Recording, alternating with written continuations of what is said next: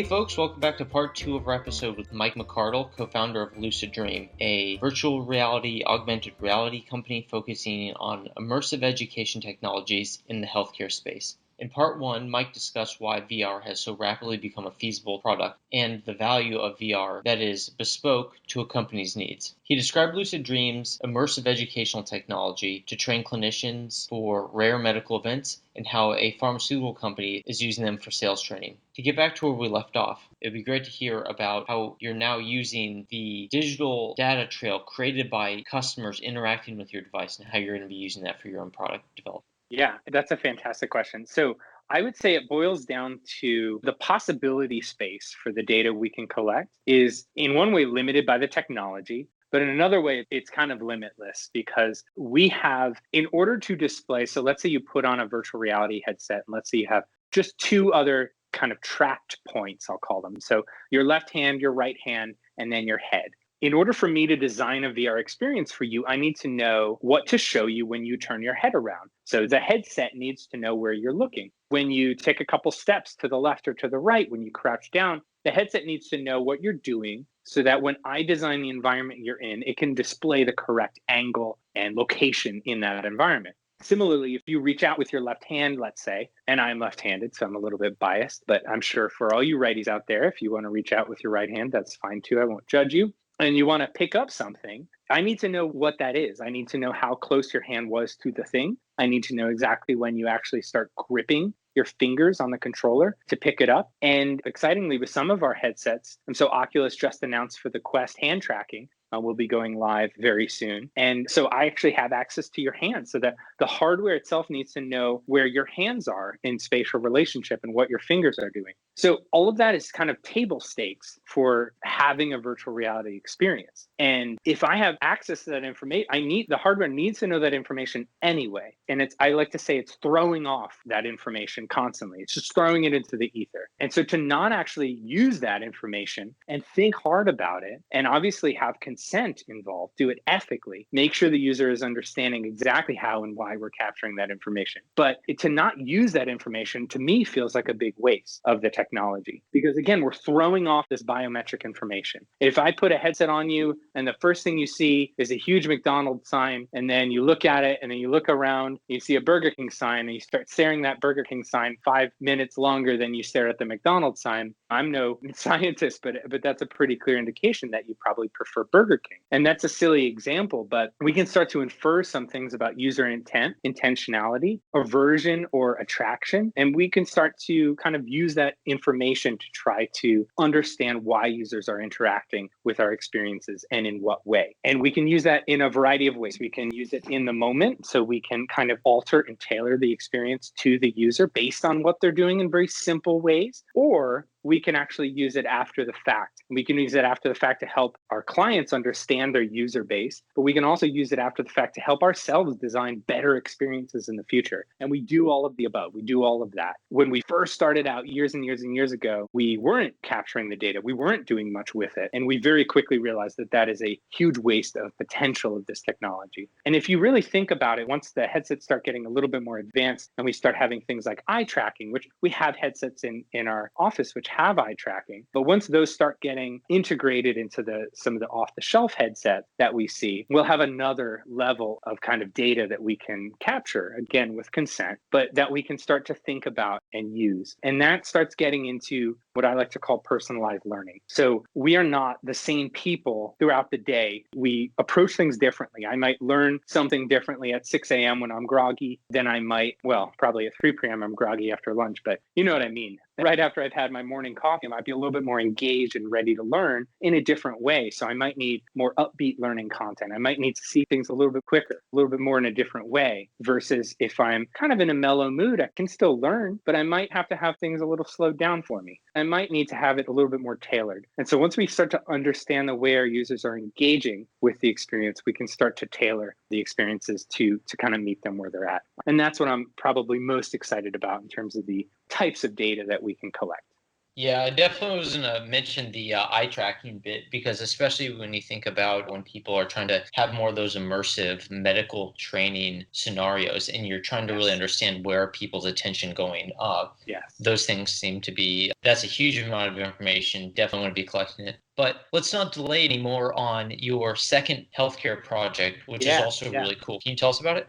Yeah, let's talk about it. So the second one that I wanted to kind of highlight, and both of these projects were unique in different ways. So the first one was a unique challenge space, and we created this very interactive choose your own adventure, difficult conversation simulation. The second one was a challenge in another way. So we had a client who works on a rare disease. They have a class of drugs that work on this rare disease, and it's a disease of the lungs. And it's a debilitating disease for those who have it, but it is not a common disease. So there's a lot of misinformation about what the disease is. It manifests as kind of different things. So you might look at a set of symptoms and think it's a completely unrelated disease when it's not. And so our client wanted to convey, a large part of what they want to do is they want to increase the educational resources and educational value of what it feels like to have this disease, of what this disease is. So we came up with a solution for an internal kind of training tool. First, it's internal. We might do more with it, but the idea was a patient empathy simulation. So we wanted to give users the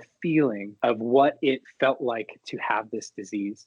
And this might be for patients themselves, their loved ones, or their family members. This might be for doctors who still want to understand this disease and kind of have greater empathy so that they can better treat and better provide services. And so what we came up with was utilizing kind of a multimodal approach. So we used a high-end virtual reality headset. We used an HTC Vive, and that it has huge field of view. It has a high resolution. It has highly immersive audio and visuals. It has sub-millimeter tracking. So this was a headset that when you put it on, is designed to really instantly transport you to wherever we want you to be. And what we did was we put you in a kitchen and you look around and you have a simple task. You have to put away your groceries. You've just gotten back you might have bought milk. Hopefully you didn't break the law, but you just got back from the store and you have to actually put away your groceries. The user in the real world is also wearing it's called a haptic vest. So haptics is the idea of feeling, touch, sensation. And the more we can integrate touch with what the person is seeing in virtual reality, that increases this idea of presence or feeling like you're there. So we use this haptic vest. The person's wearing a haptic vest.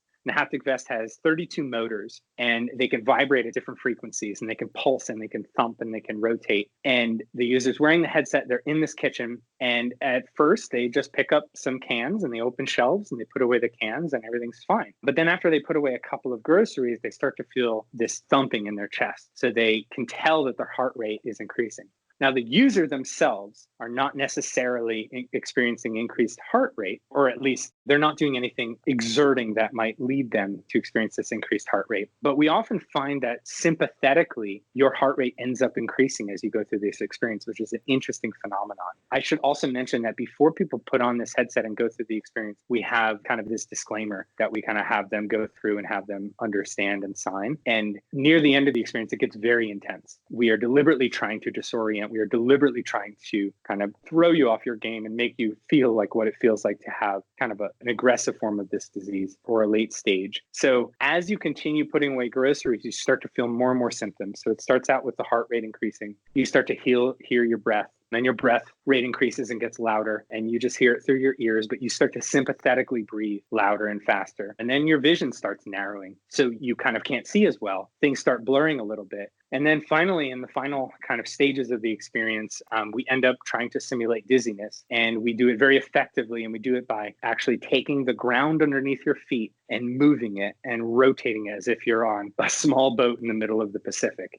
And that's where it starts to get really disorienting. People oftentimes reach out and try to grab the counter of the virtual kitchen that, again, does not exist. And so we have a facilitator there to make sure that people don't fall over. And at any time, if they start to feel overwhelmed, we tell them to just close their eyes. We'll quit the experience and we'll take the headset off. But it is a very powerful tool, and it accurately conveys what it feels like to actually have this disease. Obviously, not completely accurately. It feels very different, but it kind of gets you into that headspace, and it makes you feel kind of similarly stressed out and dizzy and overwhelmed and out of breath. So it's a very powerful experience, and it was a very interesting project to work on. I have to say, that sounds simultaneously horrifying and yet excellent learning tool for people to become more sympathetic and have a better comprehension of what the morbidities associated with the disease burden is. Absolutely. And yeah, I have to say, just your description of that, I started feeling a little something too. Yeah, Yeah. exactly. The sympathetic kind of response is something that kind of built into us as human beings. And when you can start to tap into that, you can imagine, I just described it, but you can imagine going through the actual experience. It's that much more immersive. And so when people go through this training, does it, for doctors, for example, does it help them better, one, sympathize with their patients, but also help them prepare their patient for the progression as well? Yeah, well, the way we were thinking about it is that it gives the doctors another tool in their mental framework. So the more they understand the world of their patient and kind of where their patient might get to, maybe the more they'll start to take seriously the different treatment modalities and start to think more about this disease and maybe kind of think of it more often, maybe by doing that, catch more instances of the actual disease than they might otherwise. So that's kind of the idea there, is to increase the empathy and have that kind of drive a change in behavior. Yeah, I was also thinking that another interesting thing with that is because, a lot of people, healthcare engineers and software engineers, are really trying to understand, you could call it the ergonomics of their software development or the ergonomics of their product. And something that, if you had a better understanding of what the patient was going through, you could more proactively design your product. You're no longer getting annoyed with your patient for not adhering. You're actually seeing that they have these legitimate goals to Yeah. compliance, for example, with a medical directive. Yes, exactly. And you can start to see how the symptoms that patients experience can lead to lack of compliance, can lead to confusion, can lead to kind of mixed messages, and can lead to, honestly, patients being conflicted themselves on what they should do and how they should go about it. So, yeah, I agree. It's a great use case in that regard as well. Well, Mike, you've certainly covered two really interesting projects. Where are you looking to go forward with this, or what are the future areas where you're looking to add value beyond what you've just described?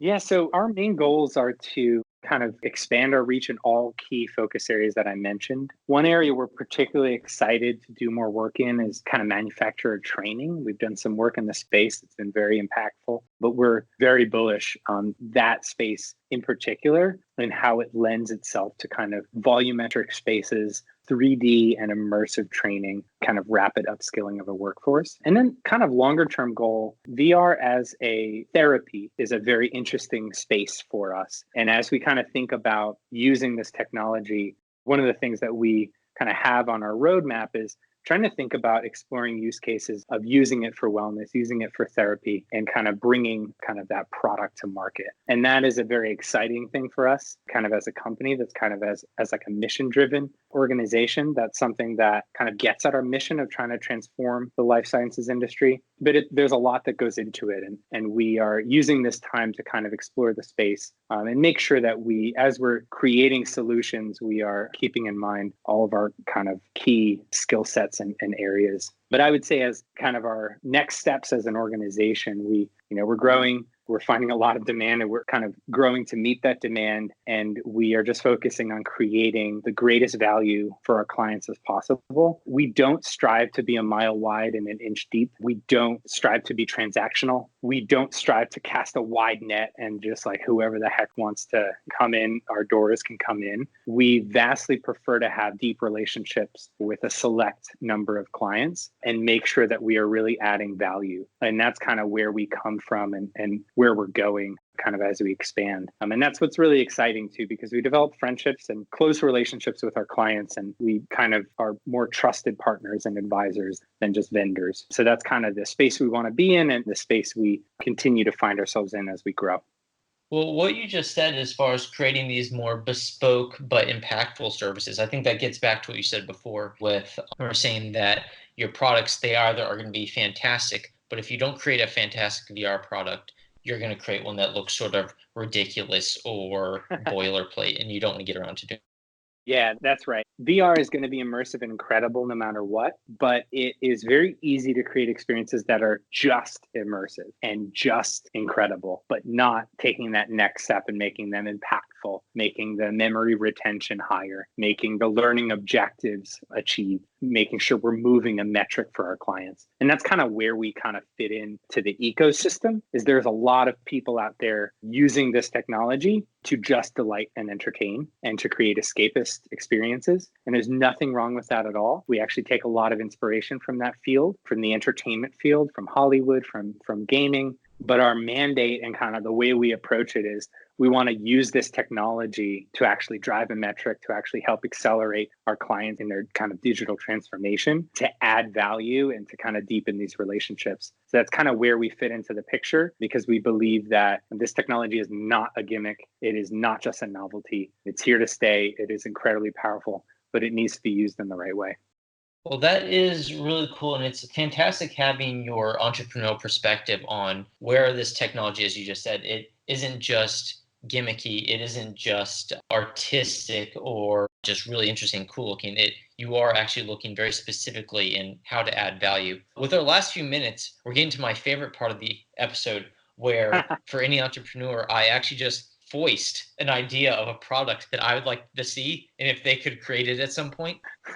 Okay. So here's the deal. A few months ago, my wife and I were going through infant CPR training. So we basically went down to the hospital down the road, and it's a big classroom, and they bring out all these dummies, adult-sized dummies, kid-sized dummies, baby-sized dummies, big, bulky, voluminous things, and show us a little bit of a training video. Then they have us just, go through the steps. They count.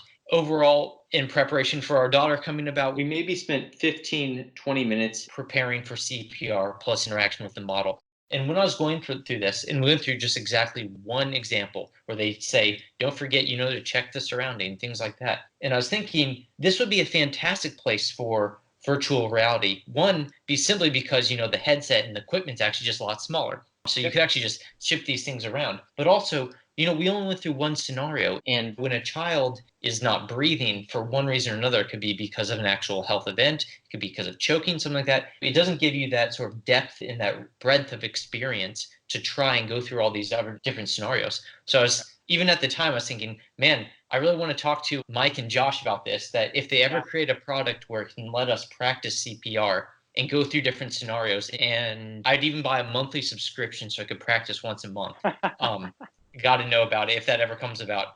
Well, absolutely. I mean, that is an example of the type of stuff we're very interested in. And we've gotten a lot of interest in as well from outside parties. But the low frequency, high risk, as I said before, is such an impactful way. It's such a place where we can add value, because you can imagine, as you said, let's say you have a VR headset at home. You can just throw it in a bag and take it wherever you want. Once a week, you could practice that scenario. You could practice it so much that you could do it in your sleep. You don't have to rely on going to a hospital and waiting for their facilitator to be ready. They offer those things. My wife and I had a baby girl 8 months ago. And so about a year ago, we were going through that stuff again. But like you said, it was like 1 or 2 sessions and kind of that's it. And honestly, frankly, even though at the time we felt confident, then we had the whole experience of having a baby, and it's been a year. And so like if something happened, it would be a very panicky moment where it'd be kind of hard for us to remember that. And so, yeah, I think that's a great way that this type of technology can add value. My dad his dad was an organ salesman, and my dad plays the piano. So I grew up hearing him practice all these incredibly complicated piano parts because he loves the virtuosic nature of playing. But he often told me, as I was preparing for kind of concerts and stuff growing up, practice something until you're bored with it. He's like, the way to be on stage and be good is to be literally bored with the material. You know it so well that it's not exciting to you anymore. And then you start to look for different ways to kind of get excitement throughout it. But that's obviously a different context, but it's the same idea, right? You want to be so prepared that when the thing happens, you just flip into a mode. And sure, you might be panicking, you might be scared, you'd definitely be scared, but you know what to do and you've done it a million times before. And that's where VR could really add value.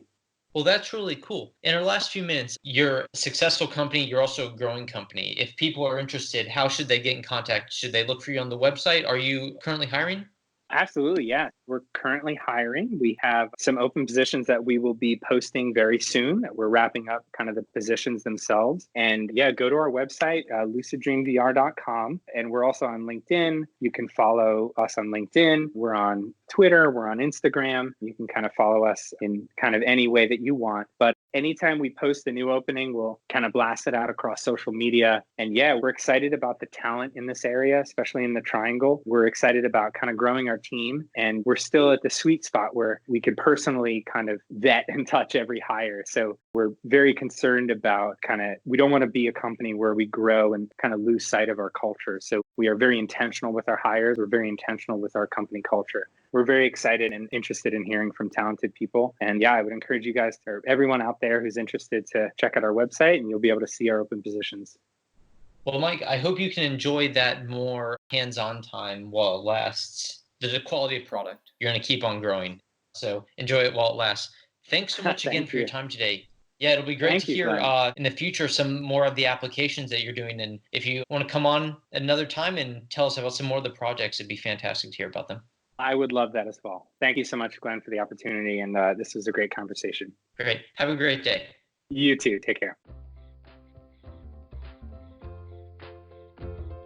Well, that's it for this episode of the Pod of Asclepius. We hope you enjoyed it and will tune in for our next episode. If you're watching from YouTube, don't forget to subscribe to our channel and leave a like.